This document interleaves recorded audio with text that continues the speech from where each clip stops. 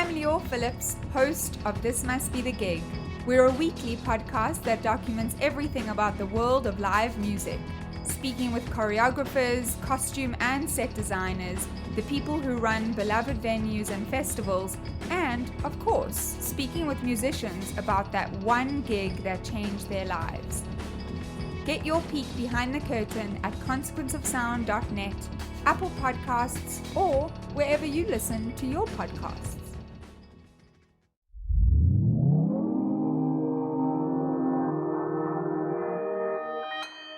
Consequence Podcast Network.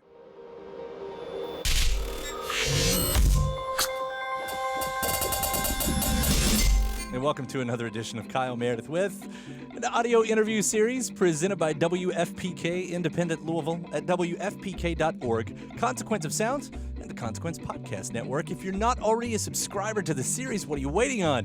Hit that subscribe button right now. We put out interviews every Monday, Wednesday, and Friday. Would love to keep you up to date on all of those. Of course, you can do that anywhere you get your favorite podcasts from, like iTunes and Apple Podcast and Spotify and YouTube. I'm Kyle Meredith. Today, my guest, Ben Jaffe of the Preservation Hall Jazz Band. They have just released a new album called Tuba To Cuba. It's a soundtrack of sorts. I mean, it's an album, but it's also tied into a documentary by the same name, Tuba To Cuba, that Danny Clinch and T.G. Harrington are a part of. So we'll be talking about how the two have worked together and where the whole concept and idea stem from, tracing back to a trip they took to Cuba back in 2015. Now, of course, when you're talking about Cuba, you're going to end up talking a little bit about politics, and we'll be doing that as well. What that meant to the overall project and how it affected even just their time in the collaborations. We'll talk about that relationship between Cuban music and New Orleans jazz, how both of them do look to the past and have, the sounds rooted in the past, but are always looking to push the music forward. And we'll also get an update on what the Pres Hall Jazz Band has been doing with their Midnight Preserves. As Ben will tell you, it's something that started some years ago and got notoriety with a collaboration with My Morning Jacket and Jim James. They're still doing them, and I'm wondering if they're going to put out another record with those collaborations again. Talking about A Tuba To Cuba, it's Kyle Meredith with the Preservation Hall Jazz Band.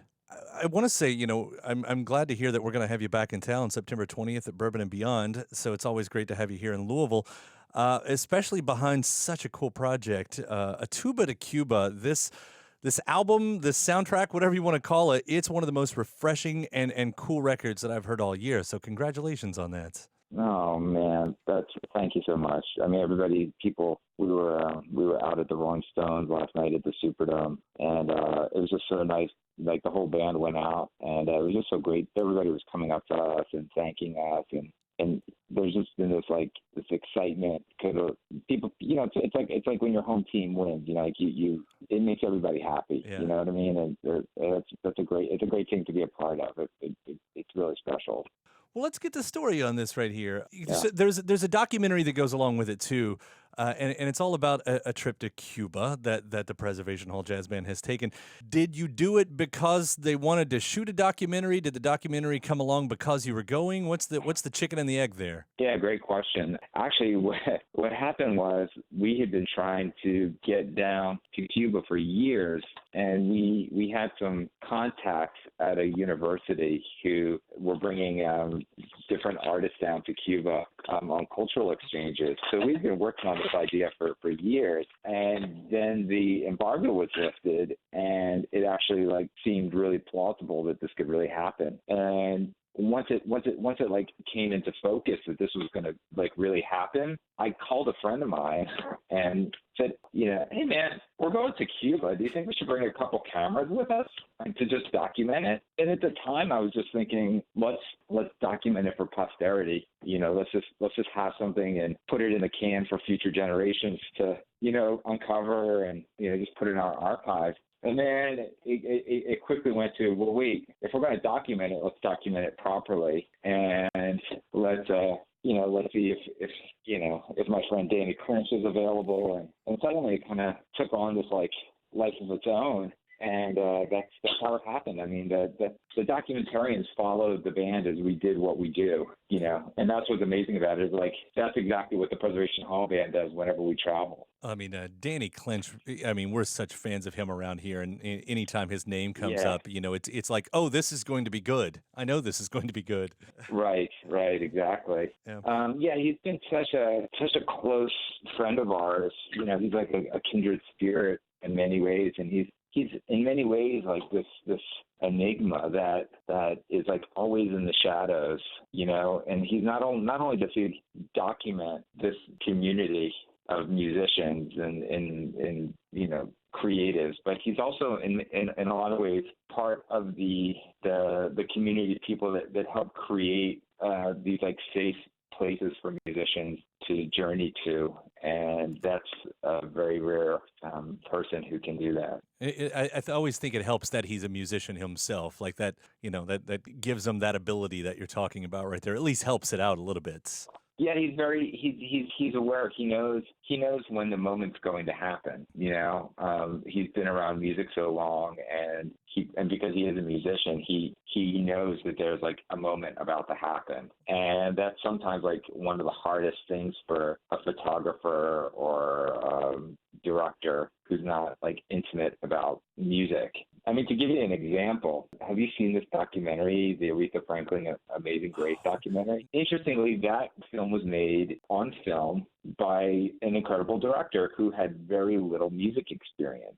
So the film is incredible, but they didn't, after the film was done, they didn't know what to do with it. They didn't know how to sync the music to the video, and they didn't realize that, you know, they needed like, you know, cue sheets and timers, and that the cameras needed, it was, let's just go in there and document everything, and then we'll figure it out. So it's one of those things where it's like, if you really, music is such a special thing that even if you can document it, it doesn't always mean that you're a great documenter of music, I guess, to say, you know. And then that can be frightening for a musician, you know, because sometimes we've worked in situations where the musicians know that the moment's about to happen, and the director will say, cut, and you're like, oh shit, that was the moment that was about to happen.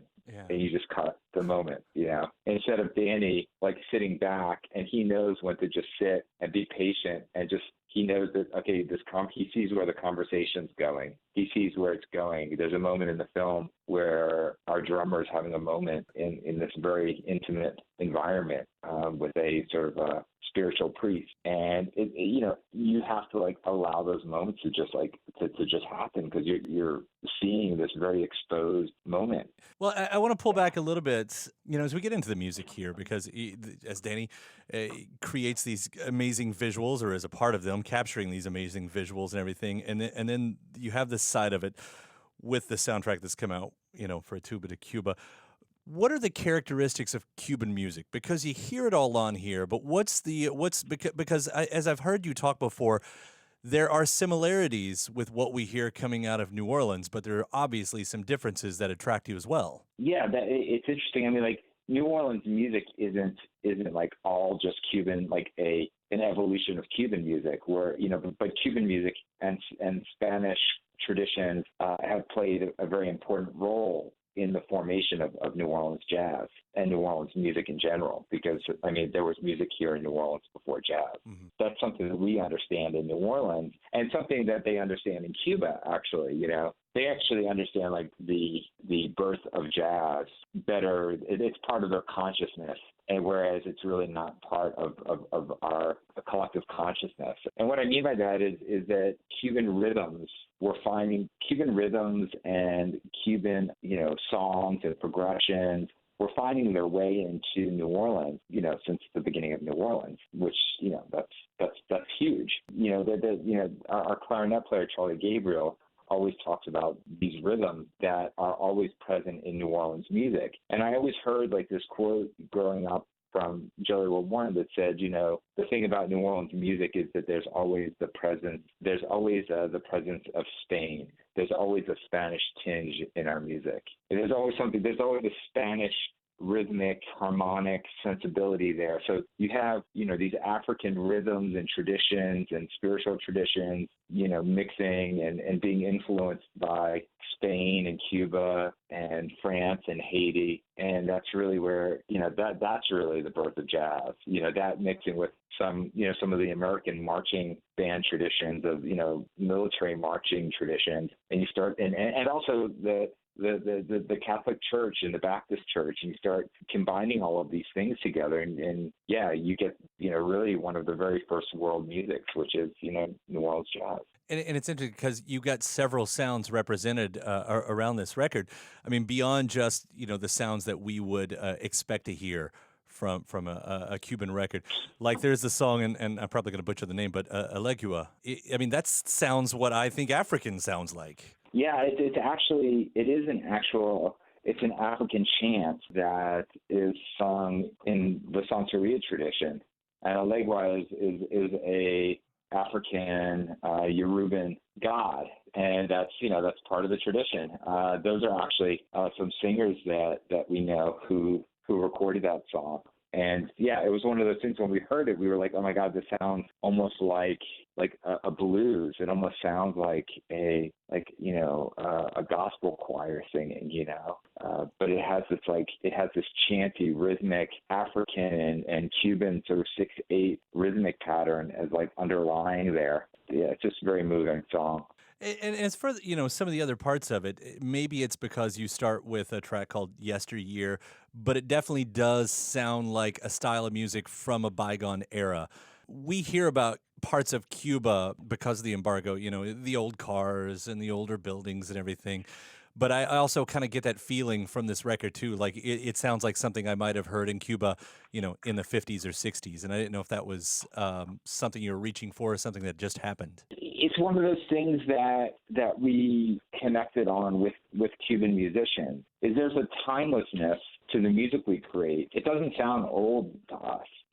I think it sounds old to people because it's played on acoustic instruments, and people just aren't used to hearing acoustic instruments that much anymore. And so like as soon as you hear an acoustic instrument, there's something sort of like timeless about it. So it does, in that sense, it sounds old, but it also sounds, very modern to me as well. I think that's one of the beauties of New Orleans music is this idea that it's very firmly planted in the past, but it's very current. It's very today. It's happening now. That's very important to us.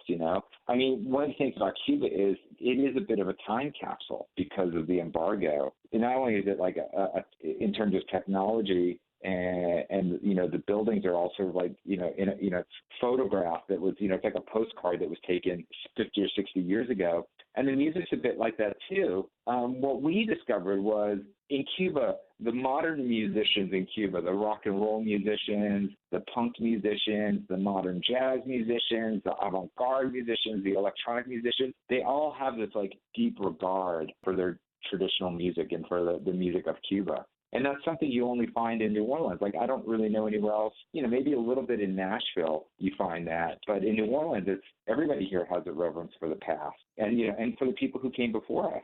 And I'll point out, in that sense, too, because the single that comes out, Keep Your Head Up, is exactly the opposite of what I was saying, much more of what you were talking about, at least what I hear. Like, this does sound rooted in the past, but very much of the present and a futuristic sound there. And I also love how, it gives that optimistic nod. Like, I'm sure a lot of not politics, but what has been happening in the country has played into, how the music sounds like this, as well as your visit. I mean, did it seem like that was sort of the weight that you're carrying behind you through a trip like that, as to what's going on in the world and how we see Cuba? Wow. Like, where do you even start, right? Sorry, that probably was a bit broad.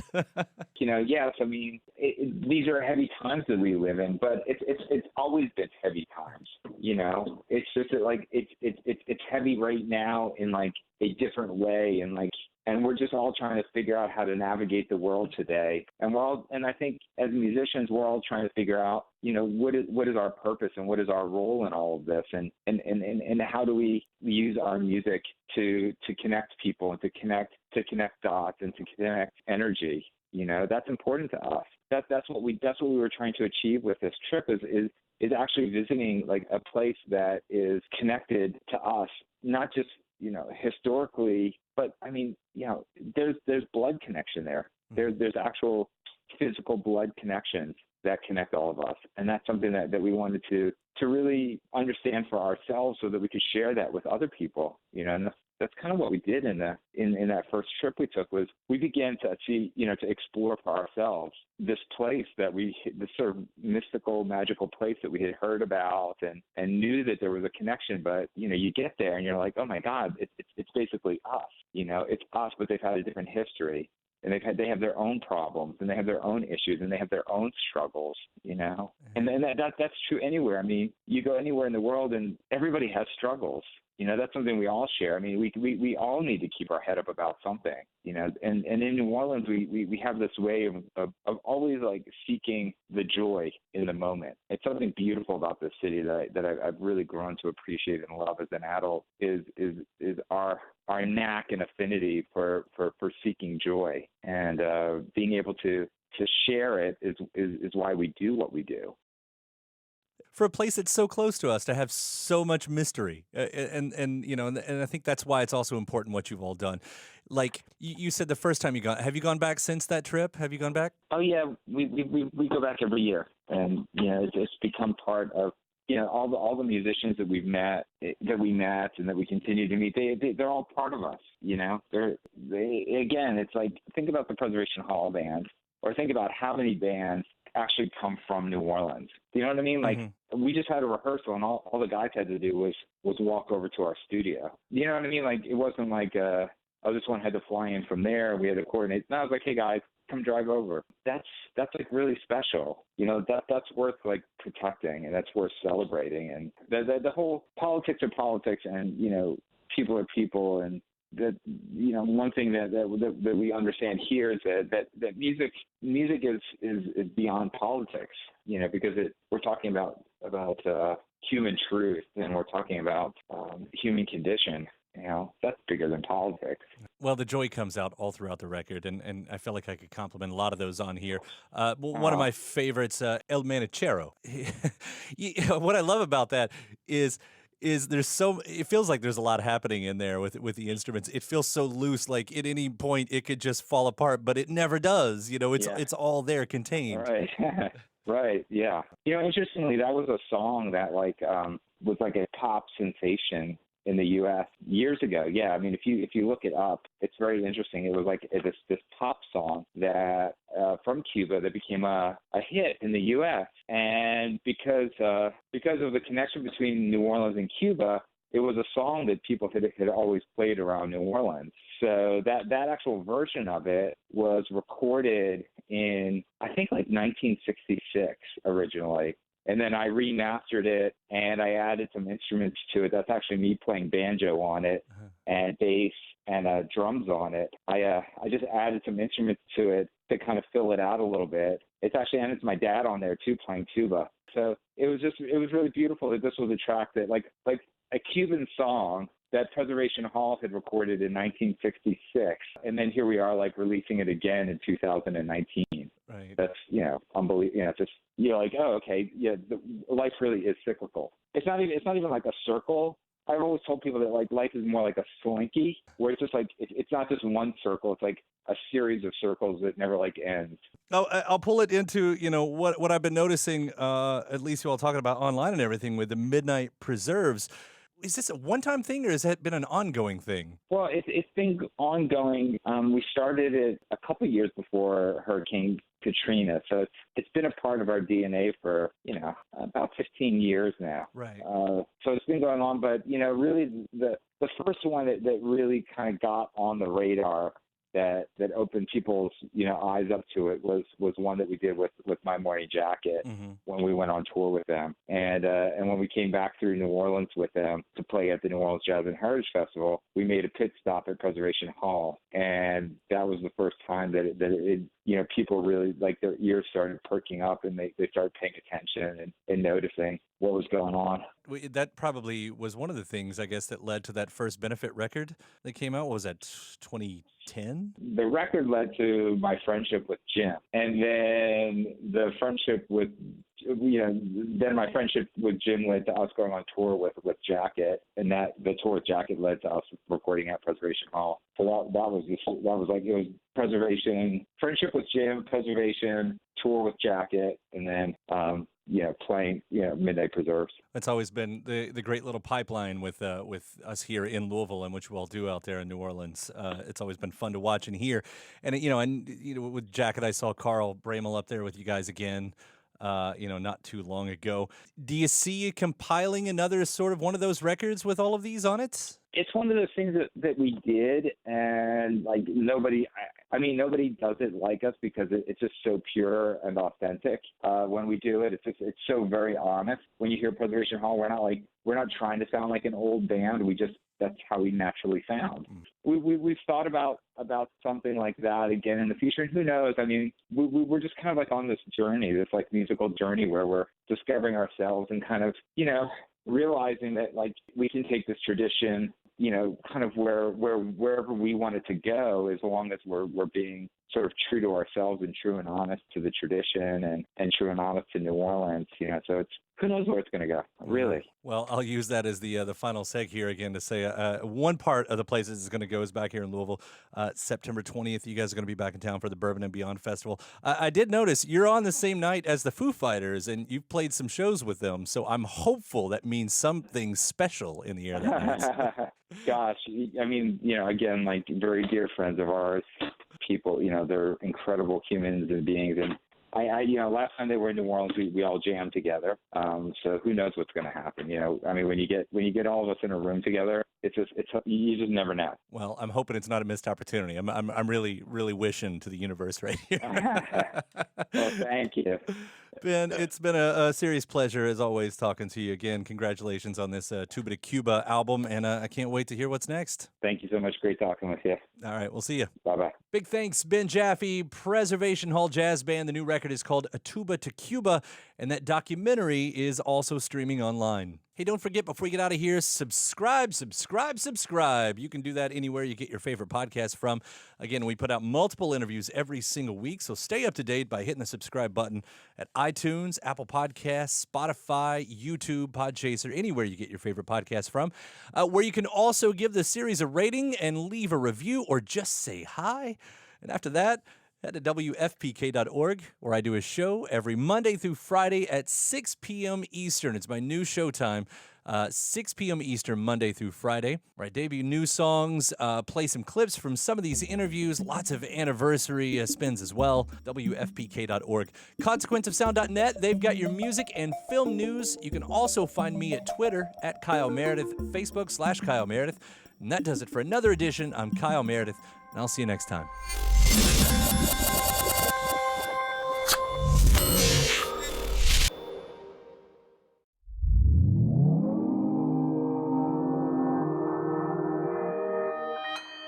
Consequence Podcast Network.